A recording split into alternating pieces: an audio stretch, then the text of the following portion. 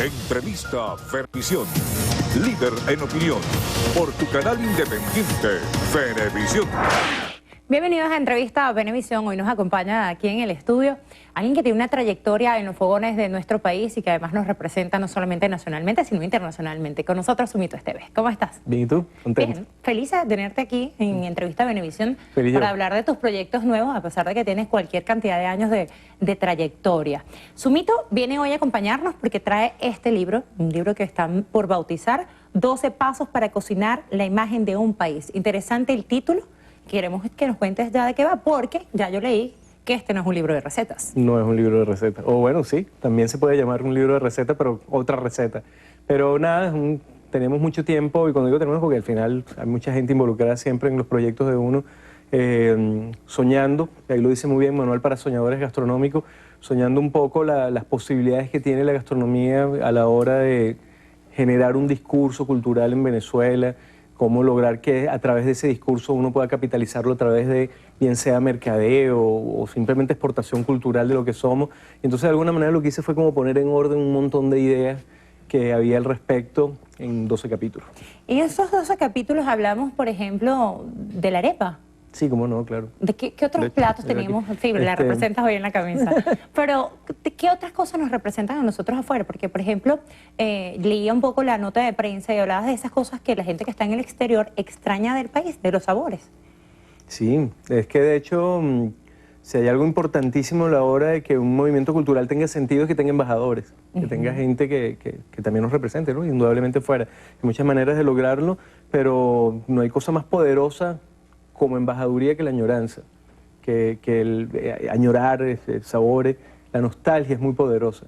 Entonces, si uno logra conectar esa nostalgia con un discurso es bellísimo, porque entonces tenemos ahora a 2 millones de venezolanos regados por el mundo que le están hablando a otros de su país, desde el plano nostálgico, desde el quesotelita, desde un buñuelo de yuca con papelón. Es tan lindo cuando uno oye a una persona hablar en esos términos del país afuera. ¿Qué atributos tiene este libro para convertir a Venezuela en una marca país en el exterior? Sí, en ese sentido sí siento que es un manual, o sea, porque lograr que un hecho cultural como el gastronómico pueda ser el puntal de lanza para tú hacer una marca país, pasa por un proceso, pasa por un camino que pasa por aprender a decir quién eres tú, un camino que pasa por aprender a celebrar lo que eres tú, que pasa por aprender a defender aquello que eres tú, que pasa por construir un discurso con tu propio lenguaje, que no esté basado en imitaciones, sino que simplemente esto soy yo.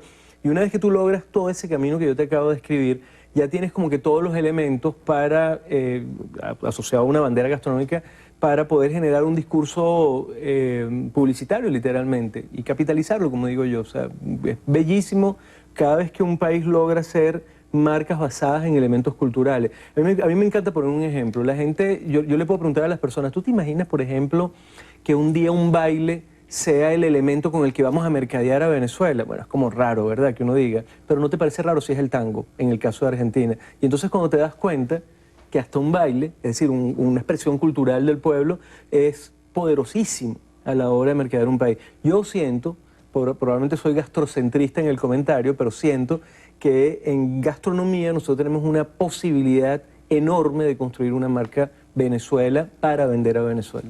Una bandera gastronómica tiene que ser algo que ponga de acuerdo a un país, que sea fácil de replicar en otro país, que a otros países les guste el sabor de eso, que sea exportable los elementos para poder hacerlo. Es decir, hay muchas características que generan lo que es una bandera gastronómica. Nosotros tenemos una facilita, que es la arepa. Sumito, ahora vamos a hablar de otras cosas. ¿Cómo te has reinventado después de tener 27 años cocinando? ¿Cómo cambias los platos? Siempre uno le puede meter un ingrediente y hacerlo distinto, pero ¿cómo te reinventas? Son etapas, ¿no? Como en todo creador, pues, es natural, pues, la persona que diseña esas bolitas que tienes tu decoración ahí, tú misma, cuando tienes un discurso, una manera de decir las cosas, y esas etapas están signadas obviamente por muchísimas cosas, ¿no? Por un lado es porque, bueno, al final hay un estilo de hacer las cosas y va cambiando año a año y uno también va perteneciendo a ese estilo. Probablemente, si Dios quiere, tú todavía estés como ancla y como personaje de televisión dentro de 20 años, pero veas un video del día de hoy y digas, mira qué divertido como me peinaba en ese momento. Es decir, es natural que uno cambie en el tiempo, lo contrario sería extraño. pero al mismo tiempo uno va pasando por etapas que tienen que ver también con la madurez. ¿Crees que todo está inventado en la cocina? No, para nada. ¿No? No, para nada. No hay cosa más dinámica que una expresión cultural. Creer que una expresión cultural es inmóvil es no entender lo que es el concepto de una expresión cultural. No existe ningún tipo de expresión cultural, ni siquiera digamos, las populares, aquellas que vienen de la oralidad, son inamovibles. Hoy en día, ¿quiénes cocinan más, los hombres o las mujeres? ¿O quiénes tienes más que quieren aprender del mundo de la cocina? Profesionalmente, porque habría que dividirlo en ese sentido, pero en términos profesionales, lo que es la industria de la restauración, es decir, los restaurantes, etcétera, sigue siendo mayoritariamente masculino el medio. Y la verdad, chico, por culpa de los maridos. Eso lo tengo yo clarito. O sea, si es hablándolo en términos bien sexistas, pero hablando mal de los hombres, o sea, que el sexismo mira en otra dirección. Las mujeres tienen absolutamente todas las condiciones naturales para ser mejores cocineros que los hombres, por naturaleza. ¿Qué son esa naturaleza? Tienen mejor gusto, mejor olfato, estudiado, no estoy inventándolo, muchísima más capacidad de trabajo, muchísima más capacidad de orden, muchísima más capacidad de gerencia. Entonces, claro, cuando tú tienes, que inclusive en términos casi de cromosómicos, tienes por un lado una persona que tiene mejores capacidades naturales, así como alguien es natural para poder jugar fútbol y otros no, etcétera. La gran pregunta es ¿por qué?